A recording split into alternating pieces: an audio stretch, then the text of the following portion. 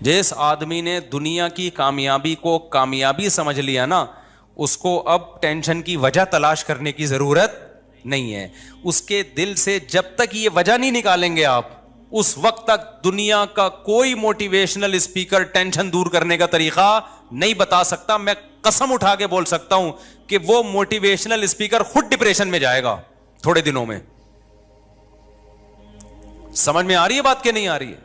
N ممکن ہے وہ اسٹیج پہ ہنس رہا ہو, اندر سے اس کے دل میں کانٹے چبھ رہے ہوں گے, کیونکہ جو اصل وجہ ہے نا ڈپریشن اور ٹینشن کی, وہ ہے دنیا کا مسافر خانہ نہ سمجھنا, دنیا کی کامیابی کو کامیابی. اب آپ ایک ایسی چیز کو کامیابی سمجھ رہے ہو جس میں وفا ہی نہیں ہے, جو کسی بھی وقت یو ٹرن لے کے جا سکتی ہے, تو آپ تو بہت بڑے بیوقوف نکلے. کیا خیال ہے بھائی؟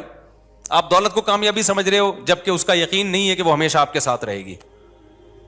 آپ سمجھ رہے ہو خواہشات کی تکمیل کو کامیابی, تو خواہشات کی صلاحیت انسان میں آہستہ آہستہ کم, کل کھانے کے قابل نہیں رہے گا وہ, اور عین ممکن ہے آج ہی چھوٹ جائے اس سے.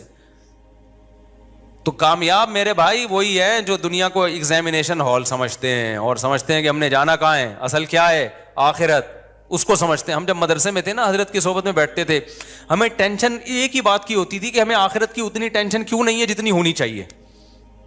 یہ ہمارا بڑا مسئلہ تھا کہ بھائی ہمارے آخرت کی اتنی ٹینشن ہے کیوں نہیں. اور کامیاب ہماری نظر میں وہ سمجھا جاتا تھا جس کو آخرت کی اتنی ٹینشن پیدا ہو گئی. ہم عبداللہ بن عباس کا جب میں نے یہ قول سنا, عبداللہ بن عباس فرماتے ہیں کہ نبی کے دور میں نا ہمیں اگر کوئی کسی سے گناہ ہو جاتا تو اسے اتنی ٹینشن ہوتی, اسے ایسا لگتا جیسے کوئی پہاڑ ہے جو اس کے اوپر گر جائے گا, جب تک وہ توبہ کر کے اللہ کو منا نہ لیتا. اور عبداللہ بن عباس فرماتے تھے کہ تم لوگوں کو گناہ کر کے ایسا لگتا ہے جیسے ناک پہ مکھی آگے بیٹھ گئی ہو, اتنی سی ٹینشن. اور آج کا ماحول دیکھ لیتے تو بھائی گناہ کر کے اتنی سی ٹینشن بھی نہیں ہو رہی جتنی ناک پہ مکھی بیٹھنے کی ٹینشن ہو رہی ہے. تو آپ نے جو اصل ٹینشن تھی اس کو ٹینشن بنایا ہی نہیں ہے, آپ نے بنا کس کو لیا؟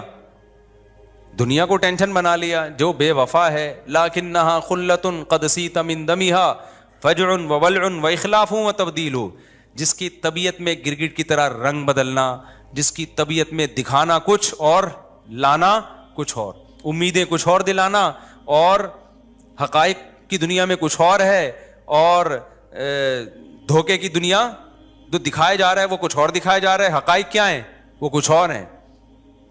تو کہاں سے میرے بھائی سکون ملے گا؟ سکون نہیں ملے گا. سکون ملے گا اس کو لفٹ ہی نہیں کراؤ. سمجھ میں آ رہی بات کی نہیں آ رہی؟ عشق ہی نہیں کرو, عاشقوں کو کبھی بھی سکون نہیں ملتا.